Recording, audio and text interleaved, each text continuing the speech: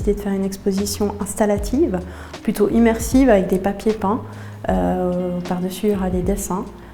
J'aime bien cette idée de mise en abîme entre quelque chose de très abstrait, très figuratif, en même temps que le spectateur puisse se sentir complètement englobé dans le dessin avec justement le papier peint qui donne tout de suite une dimension grande et puis qui puisse se projeter sur différentes couches, différentes strates de lecture visuelle.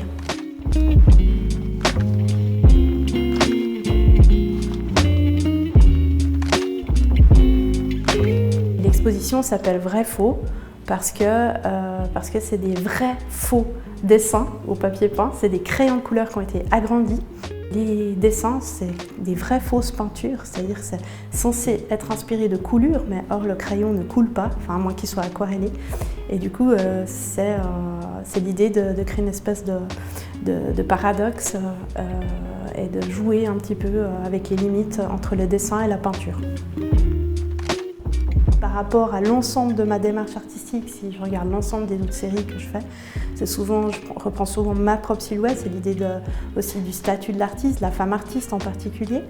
Et puis ces silhouettes, elles ont pratiquement plus d'identité, dans le sens où c'est juste des silhouettes, ça peut être moi, mais on peut s'identifier aussi, n'importe qui peut s'identifier à travers ces silhouettes.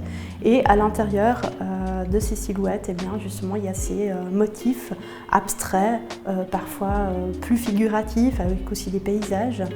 Et l'idée, c'est vraiment de personnifier, de symboliser plutôt nos mondes intérieurs, parfois de manière méditative, de manière contemplative et de manière à pouvoir aussi s'imaginer, laisser une part d'imaginaire derrière le motif qu'on a en face de nous.